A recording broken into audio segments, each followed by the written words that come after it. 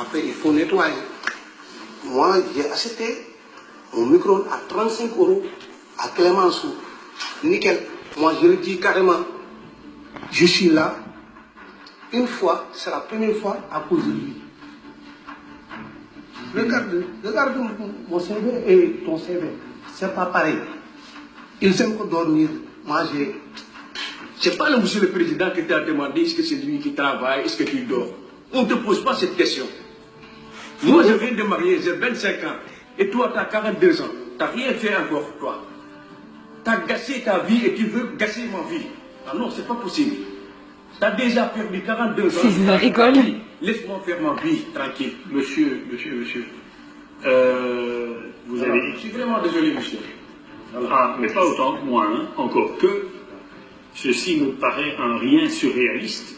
Le frère de Kadim n'a donc pas supporté que son micro-ondes soit sale, ce qui a provoqué la bagarre et les coups de couteau. Des coups que nie toujours Kadim. Dans le tribunal, le juge Luc Hénard tente de garder son sérieux. Mais qu'est-ce qui... J'essaie de comprendre. Oui. Moi, je le dis carrément, laissez mon micro-ondes. Il ne nettoie pas mon micro-ondes. Oui, c'est d'accord. Voilà. Le micro-ondes, c'est pas son micro-ondes. Il dit toujours c'est mon micro-ondes. Mais c'est quelqu'un qui l'a donné l'argent pour aller le chercher. C'est pas son micro-ondes. Toujours, il dit cette parole-là. Madame le procureur du roi, vous allez m'expliquer le détail de tout ça parce que ça devient un peu compliqué. Succinctement, vous l'exposez. Vous me donnez un mot d'explication. Oh, le téléphone. Pour éclaircir cette histoire, la procureure du roi Sophie Morel lit le témoignage d'un ami du frère de Kadim, présent également, et qui affirme bien que Kadim a porté des coups. La victime a menacé Kadim en lui disant que s'il touche le micro-ondes, il allait le tuer. Kadim aurait pris le couteau, donc le prévenu a bel et bien pris le couteau qui se trouvait dans un tiroir. Aïe, mais j'en peux plus. Et a menacé en disant si tu me touches, je ferai usage de ce couteau. Ensuite, donc la victime a malgré tout foncé sur Kadim, qui était donc avec un couteau, afin de le frapper. Il est vrai qu'ils se sont battus et que c'est probablement à ce moment-là que le couteau aurait blessé monsieur ici présent, qui présente une plaie superficielle à l'omoplate ainsi que 2 plaies superficielles à l'index.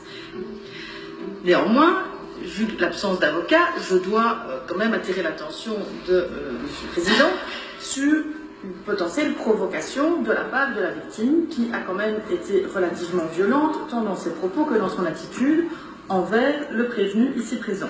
Voilà, monsieur le président, ce dossier relativement rocambolesque. Alors, monsieur Kadim n'est absolument pas connu de mon office et donc je serais tenté, monsieur le président, de vous suggérer une suspension du prononcé. Je vous remercie. Kadim n'a jamais eu de problème avec la justice. Sophie Morel est donc clémente et demande la suspension du prononcé. En d'autres termes, qu'il n'y ait pas de sanction. Monsieur, que souhaitez-vous me dire? Moi, c'est fini pour moi. D'accord. Je prends mon micro-ondes. Je l'amène. Mais en tout cas, aujourd'hui, vous demandez rien. Moi, j'ai quelque chose à demander.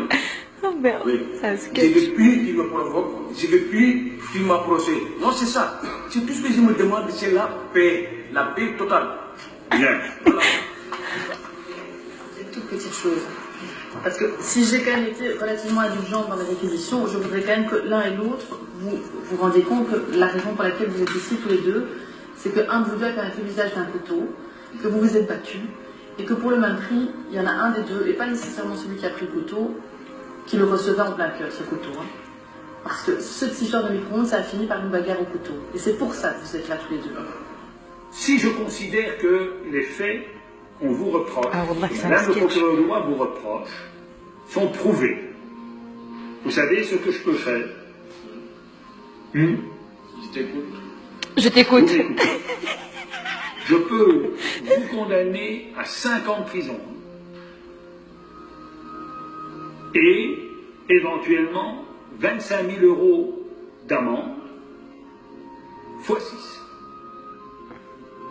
6. Ça, c'est très concrètement un jeu. Alors, c'est très bien de vouloir la paix. Oui, non. Non, il y a Oui, oui, mais... Alors maintenant, conduisez-vous comme des gens corrects. Hein. Ça va? Je m'adresse à vous, mais comme à vous. Voilà, messieurs, au revoir. Au revoir, monsieur. Au revoir, monsieur. Le juge doit maintenant délibérer. Va-t-il suivre le parquet de Bruxelles qui propose la suspension du prononcé, même s'il nie avoir porté des coups de couteau? Kadim risque une peine de 5 ans de prison. 15 jours plus tard, retour au tribunal correctionnel de Bruxelles, le juge doit rendre sa décision. Voilà, l'audience est reprise. Kadim et son frère sont bien présents. Vous voulez bien enlever votre casquette, monsieur? Vous n'avez pas l'air d'avoir beaucoup de mémoire, hein?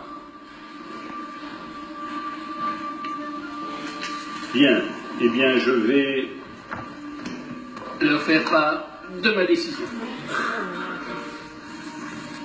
Voilà, monsieur. J'ai donc estimé que les reproches que Madame le procureur du roi vous adressait étaient fondés, mais j'ai considéré qu'il était bien de vous accorder une suspension du prononcé, c'est-à-dire ne pas prononcer de sanction, dans l'espoir que les choses vont se calmer et que ceci ne sera bientôt plus qu'un mauvais souvenir. Le tribunal reconnaît bien que Kadim a porté des coups à son frère, mais lui laisse une chance. Avec la suspension du prononcé, il évite la peine de prison et peut reprendre le cours de sa vie. Alors Kadim, comment vous vous sentez à la sortie de la salle d'audience? Et qu'est-ce que j'ai senti? J'ai senti franchement bien, j'ai senti vraiment justice, vraiment. Et franchement, je ne me racontais pas de qu'est-ce que les résultats que je viens d'écouter dans la salle. Voilà. Mais franchement parler, il y a des certains frais que ce n'est pas évident même d'être avec ces gens de prélèvement de 900.